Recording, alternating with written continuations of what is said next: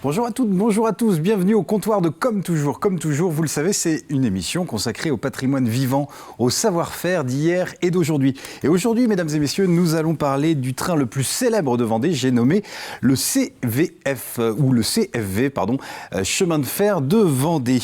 Mesdames et messieurs, veuillez vous écarter de la bordure du quai, le train va entrer en gare de Comme toujours et nous accueillons le président de l'association, le chef de gare, Benjamin Duchesne. Il nous invite à monter, alors, en voiture pour un voyage extraordinaire. Un petit train s'en va dans la campagne. Un petit train s'en va de bon matin. Et oui, le petit train vendéen s'en va dans la campagne, 22 km à travers la petite chaîne de collines qui serpente les trois vallées du Haut-Bocage, surmontée par de magnifiques viaducs. Alors, mesdames et messieurs, si vous en avez assez de votre train-train quotidien, eh bien, cédez à l'émotion qui vous étreint expressément et montez à bord du train vendéen. Alors là, dépaysement garanti, vous pourrez aussi bien remonter le temps à bord du train à vapeur que vous régaler et prendre le meilleur du temps, celui avec lequel on peut sablier le champagne à bord de la véritable voiture-restaurant de l'Orient Express, s'il vous plaît, au sommet du viaduc Barbin. Que voulez-vous ? Le train, tout comme le temps, ne tarisse pas d'horloge et d'éloge à votre égard, et ce, dès le départ en gare. Mais il faut dire que le commandant de bord, Benjamin Duchesne, et toute l'équipe, toute la joyeuse équipe de bénévoles de l'association CFV, jouent les gardiens de ces rails de vrais bout en train. D'ailleurs, d'un bout à l'autre du train, du cuistot au mécano, de la billetterie à la garde de tri, du chauffeur au contrôleur, tous sont motivés, passionnés et bien décidés à rendre votre voyage inoubliable et vous offrir, mesdames et messieurs, la plus belle des ballastes des gens heureux. Alors, en route, allez, quelle est l'histoire de l'association ? Que font les bénévoles ? Combien sont-ils ? Quel type de voyage propose le chemin de fer de Vendée ? Comment travaille-t-il ? Que propose-t-il ? Quelle est la recette du succès ? Voilà autant de questions que nous allons poser à notre invité Benjamin Duchesne. Bonjour. Bonjour. Soyez le bienvenu à bord de notre voiture ou notre wagon-restaurant, comme toujours, notre comptoir. Avant de commencer la discussion, permettez-moi de vous présenter nos deux cheminots, nos deux ch'tis minots mignons, nos deux Jean-Pierre. Bonjour les Jean-Pierre. Jean-Pierre Bertrand, Jean-Pierre bonjour Jérôme. Cheminot EAU. EAU. Ça me rappelle. Ah oui, les vagabonds. Ah, les vagabonds. Puis oui. Ça me rappelle un copain, mon grand-père, qui conduisait un train à vapeur, et puis il disait, pour faire avancer le train, il dit Charboun, t'occupe du signaux et ça peut conduire la gare. C'est une véritable anecdote. C'est vrai, c'est une anecdote authentique. D'accord, parce qu'avec vous, on ne sait jamais mais ça c'est vrai. Si c'est du lard. Non, normalement, je le dis après. On est censé faire la différence. Bon. Alors, cher cheminot, qu'est-ce que vous nous proposez au menu au comptoir du wagon-restaurant, on mange quoi ce midi ? C'est la pleine saison de la sardine, alors profitons-en. Elle est fraîche et belle, la fraîche à la Sancelle, la sardine de Saint-Gilles-Croix-de-Vie, qui est le port capital de la sardine de France, je pense, un des plus importants, et qui est reconnu pour ses qualités gustatives et gastronomiques. D'accord. Voilà. Alors, normalement, il faut la manger sans sel. Autrefois, la sardine qui était salée était censée avoir perdu un petit peu de fraîcheur. D'accord. Voilà. Puis vous nous direz comment la choisir ? Comment la choisir ? Surtout, comment la choisir bien fraîche. Ok. Voilà, ça c'est important. Bon, on compte sur vous. Oui. Puis vous nous rappellerez les vertus de la sardine. Ah mais bien sûr. Parce qu'il y a plein de vertus. Ah ben oui, c'est plein d'oligo-éléments, c'est très bon pour le mauvais cholestérol, pour avoir du bon diabète, du diabète sain, c'est bon pour tout la sardine. Merci docteur. Merci. De rien du tout. À tout à l'heure. De rien du tout. Jean-Pierre Bertrand, un sujet, le chemin de fer en Vendée, C'est un sujet qui a fait parler parce que il n'en reste plus qu'une seule ligne, c'est la vôtre. Mais autrefois, la Vendée était sillonnée de ce qu'on appelait le petit train. Ouais. Et on va avoir des témoignages là-dessus. Et ça me fait penser à propos de la sardine, qui n'empêche qu'un des grands trafics, c'était à partir des gares des Sables et de Saint-Gilles-Croix-de-Vie, la distribution de la sardine dans pratiquement jusqu'à Cholet, etc. Ah oui, par le train. Par le train. À propos de train, Benjamin, alors vous êtes le président, c'est ça ? C'est ça. Des chemins de fer de Vendée, une association. Ça. Alors c'est quoi cette association ? Quelle est son histoire ? Eh bien, c'est une association qui a débuté à la fin des années 70. Ouais. Vous n'étiez pas né. Je n'étais pas né. À la fin des années 70, et puis après des discussions avec la SNCF, parce que la ligne sur laquelle on circule était toujours exploitée, ils ont obtenu l'autorisation de rouler. Donc pendant 7 ans, c'était le chemin de fer du Puy du Fou. Ok, donc à des fins touristiques. À des fins quand vous dites l'autorisation de rouler pour du tourisme. Pour du tourisme. D'accord. Et pour créer une association. Ouais. Ça a duré 7 ans. Ensuite, donc de 83 à partir de 83. Ensuite, c'est devenu le CFV. D'accord. Et depuis, ça continue à être le CFV. Ouais. Donc, nous, notre but, c'est d'entretenir le patrimoine ferroviaire français. Français, d'accord. Français, on a des machines étrangères, mais on a une majorité de machines françaises. Et pour pouvoir les restaurer, on propose des circulations. Donc, soit en train-restaurant, soit en train voyageur tiré par une machine à vapeur. Excellent. Ouais. De avril à octobre. D'accord. Quand vous dites quand vous dites nous, pardon, vous êtes combien ? On est 60 adhérents. 60 adhérents, ouais. Et on est une vingtaine d'actifs, vraiment actifs, toutes les semaines à restaurer, à entretenir et faire rouler les trains. Mais alors ça demande des compétences, ça veut dire que ne devient pas bénévole qui veut ? Si. Moi, je suis même rentré... moi qui connais rien, je peux venir vous rejoindre. Je suis rentré en 2018 dans l'association. Ouais. Je ne savais rien faire dans le domaine ferroviaire. Et j'ai tout appris sur place. On m'a formé, donc j'étais formé pour conduire la machine à vapeur. Ouais. Avant, je ne savais pas le faire. Et en venant dans l'association, en s'investissant, j'ai appris à conduire la machine. Et tout le monde, on a besoin de toutes les compétences, que ce soit des personnes qui sont plus douées en compta, comme des personnes qui sont douées en mécanique. On a besoin de tout le monde, on a besoin de bras pour faire vivre l'association. Il y a plein de domaines différents. Toute génération confondue ? Toute génération confondue. Parce que vous êtes président très jeune. Oui. Et vous jouiez au train électrique comment parce que vous dites, j'y connaissais rien, mais je suis venu dans l'association. Qu'est-ce qui vous a poussé à pousser la porte, justement ? Eh bien, depuis tout petit, je suis passionné de train. Ouais.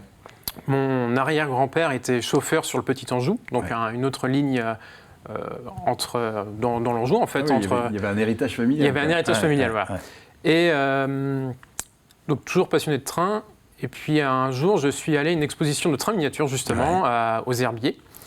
Et j'ai rencontré un monsieur qui représentait le chemin de fer de la Vendée. D'accord, de l'association. Et qui m'a dit, si tu es passionné, viens nous voir. On peut faire plein de choses, on peut conduire, on peut faire de l'entretien, tout ça. Et puis je me suis inscrit dans l'association. Alors j'ai commencé par des petits travaux. Quand on rentre dans l'association, on commence par des petits travaux, l'entretien de la machine à vapeur, du nettoyage. Entretien de la ligne aussi ? Entretien de la ligne un petit peu. Ouais. C'est le premier chantier que j'ai fait d'ailleurs. En arrivant dans l'association, on changeait des bois de traverse avec cette personne qui m'avait engagé justement. Et puis au fur et à mesure, on monte en compétences. Et puis, en 2021, je suis rentré au bureau en tant que secrétaire adjoint, vice-président et cette année président. Un beau parcours. Et alors, l'association, vous disiez, elle est là pour préserver le patrimoine ferroviaire français. Le patrimoine de l'association, il est constitué, donc vous avez parlé du train à vapeur, il y a d'autres Exactement, on a 2 locomotives à vapeur, donc une 030 T6 FIV Lille, fabriquée à Lille. D'accord. Et une 030 dite Hannibal, fabriquée en Alsace, à Grafenstaden, à la fin de la Seconde Guerre mondiale. Okay.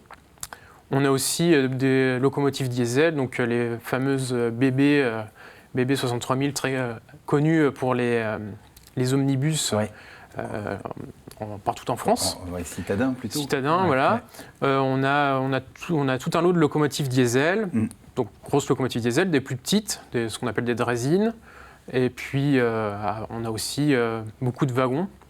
Donc, des wagons dits OBB, donc des wagons autrichiens, récupérés à la fin de la Première Guerre mondiale comme dédommagement de guerre.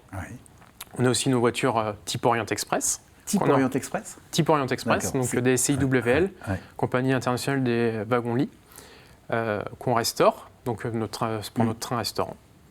Et ça veut dire que vous êtes à l'affût des... parce que comment on les trouve, comme vous dites, on est à l'affût.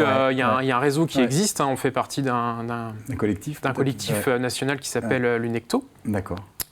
Qui est l'Union nationale des chemins de fer et exploitation. En gros, c'est l'exploitation des chemins de fer et des musées ferroviaires. Donc il y a tout un patrimoine. Il y a tout un patrimoine. Donc on a souvent des messages qui disent là, il y a une locomotive à vendre ou à récupérer. Et puis les chemins de fer s'organisent entre eux pour qui va la chercher. Tout Mais ça. elle arrive, il y a tout à faire ou, ça dépend. On a récupéré récemment deux locomotives qui étaient en état de rouler. Donc qu'on repeint par contre. D'accord. Ça veut dire que ça, c'est un travail de toute l'année. Quand vous parlez des périodes d'ouverture, avril-novembre, mais toute l'année, vous êtes occupé ? Oui. Quasiment, en fait, entre la restauration, sur la partie de avril à octobre, on a de la circulation. Et après, dans la saison, dans l'intersaison, comme on l'appelle, il y a toute la maintenance à faire. Donc ça va être réparer un moteur qui fuit, ça va être entretenir la chaudière de la locomotive à vapeur. Ça va être entretenir la voie aussi, parce que on a un peu d'entretien de voie à faire. Donc on se prépare en fait pour repartir sur une nouvelle saison. C'est une association qui est aidée, parce qu'il y a une vraie mission d'intérêt public, d'intérêt général. Est-ce que vous êtes missionné par les collectivités, aidé par les collectivités, ou c'est vraiment des fonds propres ? Donc on reçoit un peu d'aide des collectivités. Par exemple, on a fait du mécénat pour restaurer une machine à vapeur. Donc les collectivités ont aidé, des entreprises privées aussi ont aidé. Et après, on travaille aussi beaucoup sur nos fonds propres. D'accord. Donc c'est l'argent généré par la vente de billets qui va permettre d'entretenir le matériel. D'accord. Est-ce que dans le wagon-restaurant, la voiture-restaurant de l'Orient Express, enfin un type Orient Express, on propose au menu des sardines ? Non. Non, je ne crois pas. Bon, eh bien, vous voyez Jean-Pierre, allez, on va passer à table avec vous. Vous voyez ce qu'il vous reste à faire ? Ah, mais vraiment, il faut absolument acheter de la sardine de Saint-Gilles-Croix-de-Vie, la meilleure du monde, et la mettre au menu des restaurants. Surtout que c'est facile à manger. On peut la manger crue, cuite, et de mille façons. Même quand elle est toute fraîche, on peut la manger crue. On prend la sardine de la tête à la queue et on la mange avec du pain et du beurre. C'est tout simple. Autrement, on peut la faire mariner avec du jus de citron et de l'huile d'olive, simplement, et du gros sel, mariné pendant une demi-heure, et on la mange également crue. Et ensuite, on peut la faire frire, griller. La sardine de printemps, elle a pas atteint encore son taux de graisse idéal. L'idéal, c'est de la faire quand même frire au beurre au sel de Noirmoutier, pour la nourrir. Et alors, quand on choisit la sardine, chez un distributeur de sardines, il faut faire très attention. Alors, parce que je la regarde. Il faut faire très attention. Alors, voilà un exemple de la sardine qu'il ne faut pas acheter. Ah bon ? Parce qu'elle a les yeux rouges. Et quand elle a les yeux rouges comme ça, là, et qu'elle est toute molle, alors là, même si on vous la donne, je ne sais même pas s'il faudrait la prendre. Donc, moi, j'ai vu ça avant dans plusieurs endroits, et je vous déconseille de l'acheter. À part, il faut l'étriper complètement. Il ne faut surtout pas la faire cuire avec les tripes. Cuire ou frire avec les tripes. C'est-à-dire qu'on l'ouvre comme on l'ouvre. On l'ouvre comme ça, là, clac. Clac. Ah oui. Voilà, et puis après, toutes les tripes, elles viennent. Et hop, là, évidemment, c'est pas. Voilà, en gros. Voilà. Bon, alors ça, il faut absolument la vider pour pouvoir la manger. Autrement, c'est immangeable. Voilà, puisque c'est de la sardine qui a traîné de trop, et je vous déconseille de l'acheter. Merci pour ces bons conseils. Voilà. Mais alors, vous prenez de la belle sardine fraîche avec l'œil vivant, qui est plus raide que ça. Alors là, vous la faites griller avec les tripes, et là, elle sera excellente. Voilà, on a fait il n'y a pas longtemps à Saint-Gilles le printemps de la sardine, l'arrivée de la sardine de printemps. C'est une opération qui a été lancée en 2016. Quand même, par les sites remarquables du GROU. À l'époque, j'avais la chance d'être président. Et j'avais lancé cette opération qui a pris de l'ampleur. Un gros succès. Ah, ben c'est génial, mais une opération, quand on la lance, c'est fait pour qu'elle se développe. Et donc la commune est partie prenante, c'est un gros succès pour valoriser la sardine de Saint-Gilles-Croix-de-Vie. Alors n'hésitez pas à manger de la sardine, et achetez-la si vous pouvez au bateau. Au bateau, c'est là où on est certain de normalement, le bateau rentre, vous l'achetez, vous n'aurez pas de... Les yeux sont pas rouges. Non, les yeux sont pas rouges. Ça, c'est un bon repère. On le dit jamais, je m'excuse de donner un côté négatif, mais, mais c'est important. Je le dis parce que les gens ne se méfient pas, et ils vont acheter de la sardine et ils vont être déçus par le goût. Alors ça, c'est une contre-pub. Voilà, alors ça, je l'ai acheté ce matin, je vous dis, ça, il ne faut jamais acheter ça. Et vous l'avez dit au poissonnier ? Ben, j'ose pas trop, moi je vais ailleurs après. Bon, c'était pas... Ouais, je vais ailleurs. Je sais pas, un Monsieur le poissonnier, si vous nous écoutez. Bon, c'est un poissonnier qui est dans une grande structure. C'est des distributeurs de poissons, on va dire. D'accord. Comme ils distribuent plein de choses. C'est Mais bien bon, de remettre les choses à il n'y a leur plus place. que ça. Enfin, il y a sûrement des endroits, tout dépend des endroits, il y a des gens sérieux partout, heureusement. Alors, Mais l'idéal, c'est de le prendre au bateau. Voilà. merci bien. Ou chez un vrai poissonnier. Ou chez Voilà. un vrai poissonnier. Un vrai poissonnier. Ouais. Voilà. Merci pour la précision. Non, ça fait plaisir. Par contre, je reviens à vous, Benjamin, dans le wagon-restaurant, on y mange quoi? C'est aussi des membres de l'association qui font la cuisine ou là, non, c'est un prestataire. C'est un prestataire qui cuisine. Ouais. Et il y a 3 types de menus, 4 si on compte le menu pour enfants. Un menu un peu plus élaboré, un peu plus simple, un menu végétarien, et puis le menu enfant. Et il faut réserver longtemps à l'avance, parce que vous êtes un peu victime du succès, non? On est victime du succès. Ça se remplit très vite. Très vite, ouais. Faut réserver pratiquement dès l'ouverture de la billetterie. Jusqu'en novembre, vous proposez ces repas. Quelle autre formule vous proposez? Vous parlez de wagon-restaurant, de train à vapeur? Alors, il y a également d'autres prestations. Donc il y a le train vapeur qui circule. Donc c'est des voitures en voyageurs qui sont attelées à une locomotive à vapeur. C'est une balade dans la campagne vendéenne. Qui dure combien de temps? Qui dure 2h30. Pour 22 km. Pour 22 km. On fait des petites pauses? Il y a une pause en gare des Herbiers. Oui. Qui permet à l'équipe de conduite de réaliser la technique sur le train à vapeur. Donc remplir en eau, faire les graissages. Ah oui. Ouais.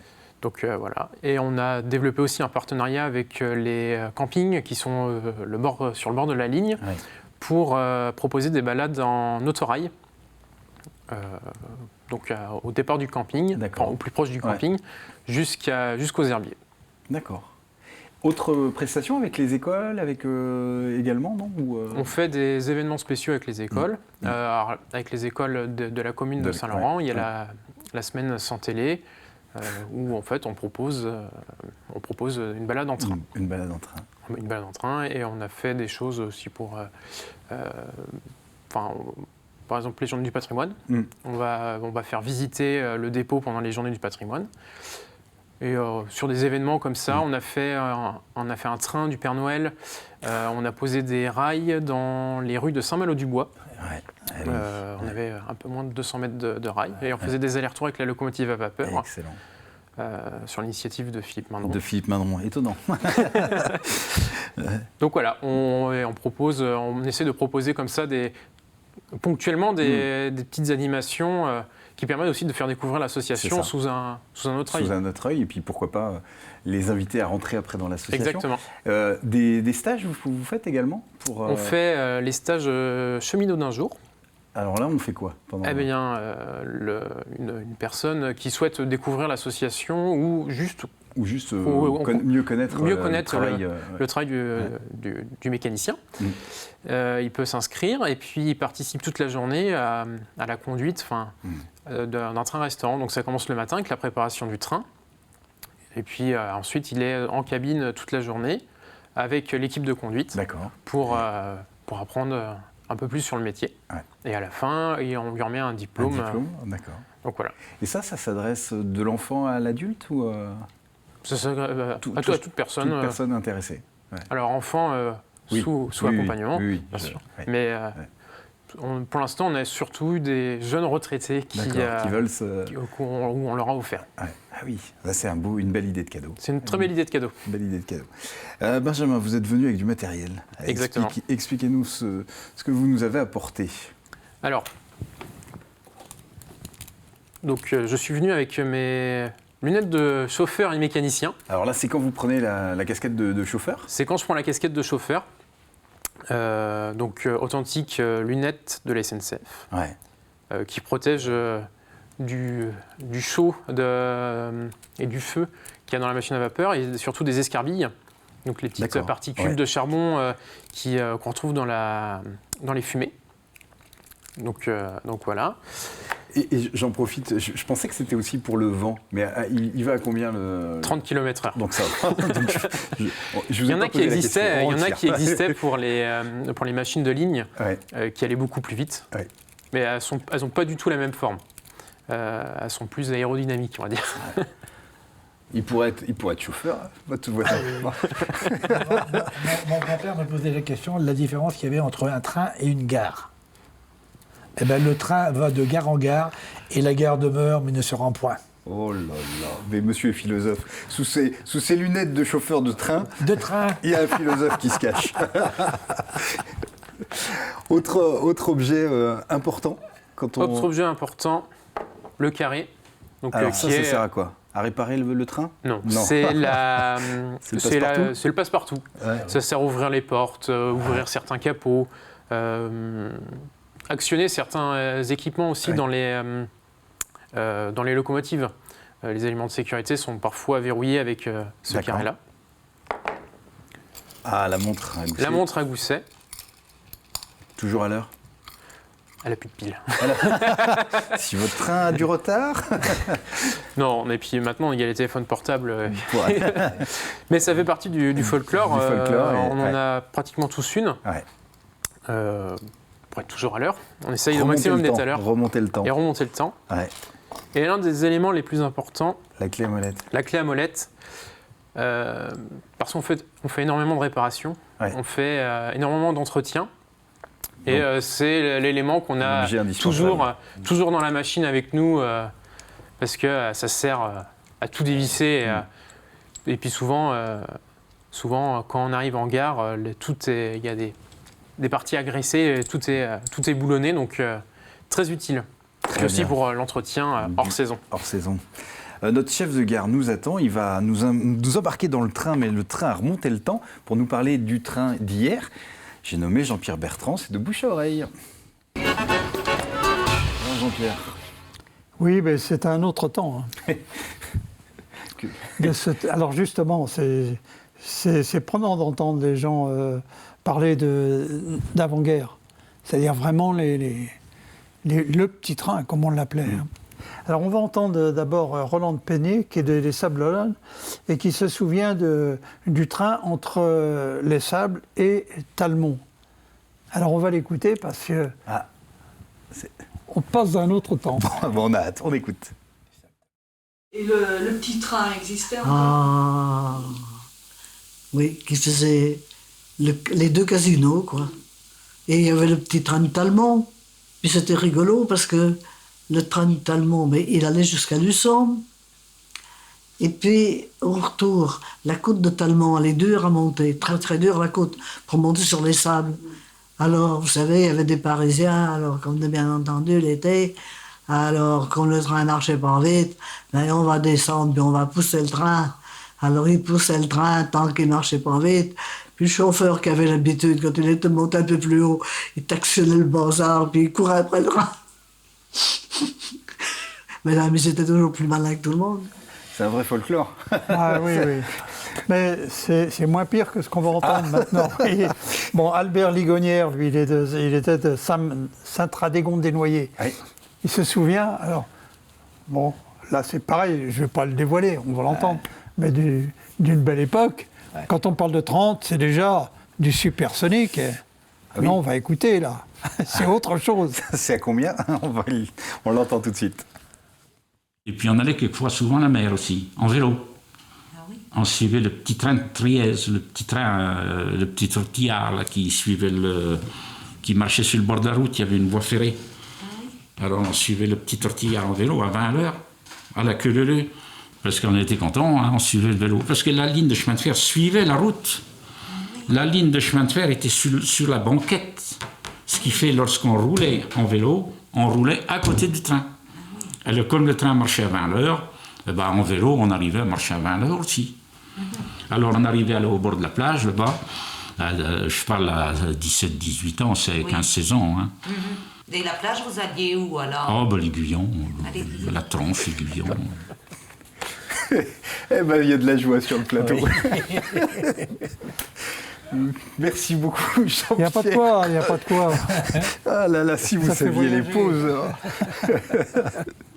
Benjamin, je reviens vers vous. Comment on surprend aussi le public? Comment on se renouvelle? Vous avez des projets pour les années à venir?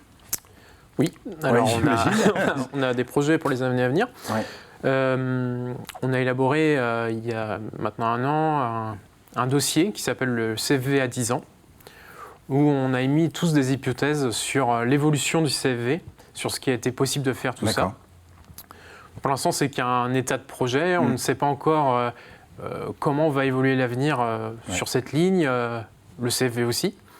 Mais on aimerait développer un peu plus la visite du dépôt, par exemple. D'accord. Faire visiter un peu plus ce dépôt. Plus aller dans les coulisses. Plus aller dans les coulisses, avoir un musée. D'accord. Avoir un musée aussi. Mettre de la sardine au menu. Mettre de la sardine au menu, Voilà, exactement. ça, c'est le projet. La bonne sardine, celle qui n'a pas les yeux rouges. C'est ça, bravo. Et voilà, et après on se développe aussi d'un point de vue industriel. On aimerait pouvoir accueillir des formations sur notre dépôt, des formations professionnelles sur l'entretien de la voie, la conduite, enfin ce qu'on appelle les manœuvres de train. Donc on essaie de se développer un peu sur plusieurs projets pour devenir aussi un peu un acteur important au sein de la commune de Saint-Laurent-sur-Sèvre et de ramener non pas du monde à Mortagne, aux herbiers, mais plus généralement sur toute la ligne. Bah ce sont de très beaux projets. De remettre en circulation jusqu'à Cholet. Oui. C'est la même ligne? C'est la même ligne, exactement. Donc pour l'instant, c'est encore en pourparlers, c'est un état de projet. Et on est consulté pour savoir comment marier le CV et l'exploitation. Autant de projets à suivre alors. Bah, en tout cas, merci d'avoir fait halte dans la gare de Comme toujours. On vous Merci de remercie. m'avoir accueilli. On vous souhaite bonne route, bon vent. Merci les Jean-Pierre. Et puis on a l'habitude de se dire à bientôt. À bientôt. À bientôt. À Fight.